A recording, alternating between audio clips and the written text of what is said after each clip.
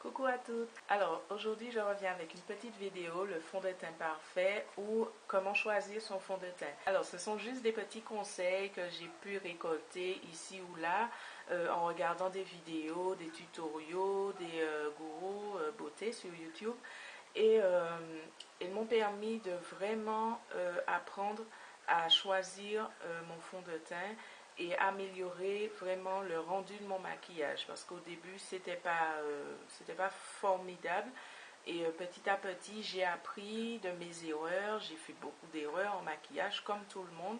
C'est des trucs qui m'ont permis de progresser et d'améliorer vraiment le rendu de mon maquillage. Donc la première étape pour choisir mon fond de teint, c'est déjà de connaître mon type de peau. On peut avoir une peau sèche, une peau grasse, une peau déshydratée. Si on ne connaît pas son type de peau, on aura tendance à mal choisir son fond de teint. Par exemple, si vous avez une peau ultra sèche, vous n'allez pas vous diriger vers un fond de teint super sec comme celui-là par exemple, le Dream Matte Mousse, que j'utilisais beaucoup avant parce que j'avais la peau beaucoup plus grasse, j'avais la peau qui sécrétait beaucoup de sébum et c'était un fond de teint excellent parce que c'est une mousse très sèche qui matifie, qui a un fini ultra mat. Donc c'est un fond de teint à déconseiller vraiment aux peaux très sèches, mais par contre pour les peaux très grasses, il est excellent. Donc c'est très important de connaître son type de peau avant de choisir un fond de teint. Par exemple, j'aime beaucoup utiliser le fond de teint Couvrance d'Avène parce qu'il me donne à la fois une protection solaire, qu'il a une bonne couvrance et qu'il a un fini assez naturel. Il n'a pas un fini mat comme le fond de teint Dream Matte Mousse que j'utilisais avant quand j'avais la peau très grasse. Maintenant que ma peau n'est plus aussi grasse qu'avant, je ne suis plus obligée de me diriger vers des produits ultra mat. Donc le fond de teint Avène a un rendu vraiment naturel, vraiment dewy, healthy comme on dit, bonne santé, bonne mine. Pour le moment, c'est le fond de teint que j'utilise le plus souvent. Par exemple, si j'ai envie de me faire un teint léger, je vais plutôt me diriger vers le fond de teint Clinique, qui est qui a une texture beaucoup plus fine, beaucoup plus légère. C'est un fond de teint mat et c'est un fond de teint non gras.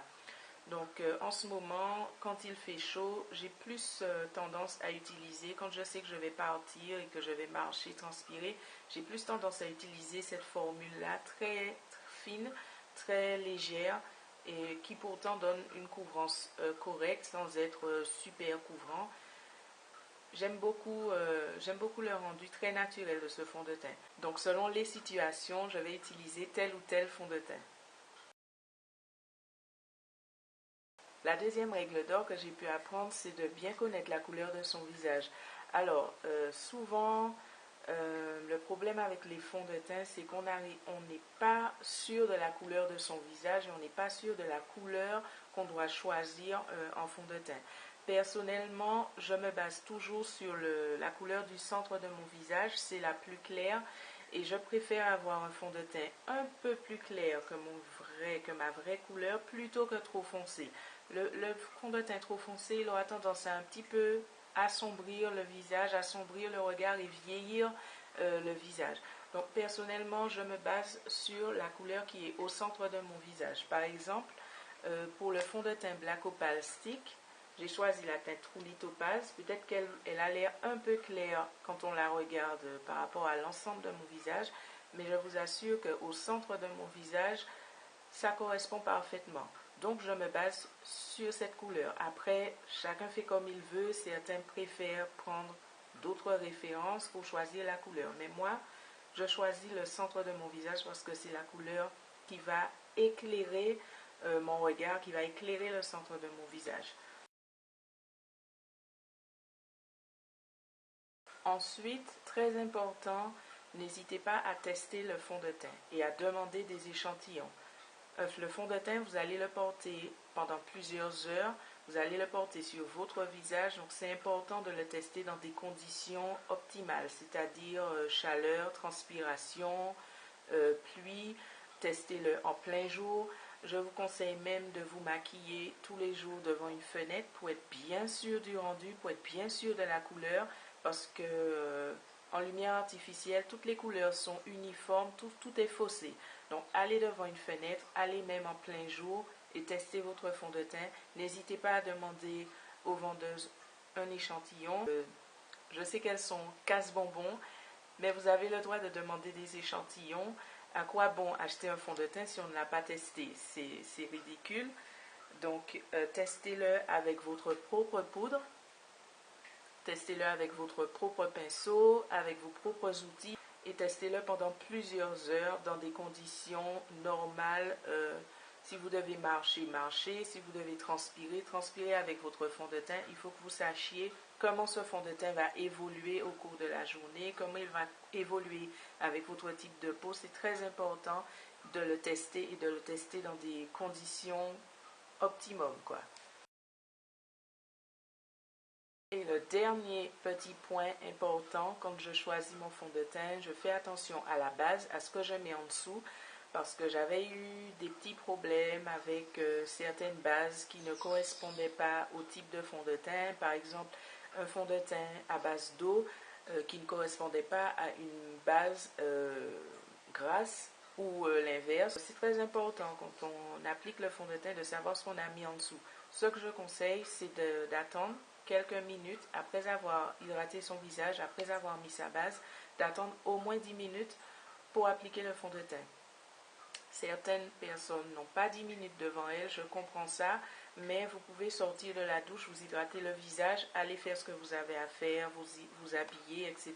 et revenir après pour le maquillage. Vous n'êtes pas obligé d'enchaîner tout de suite avec le maquillage, vous avez plein de trucs à faire avant, vous habiller, etc. Blablabla. Personnellement, j'utilise une base de chez Bourjois qui s'appelle Flower Perfection à base de silicone. Donc, c'est cette espèce de texture très mat, très lisse, très presque comme, oui.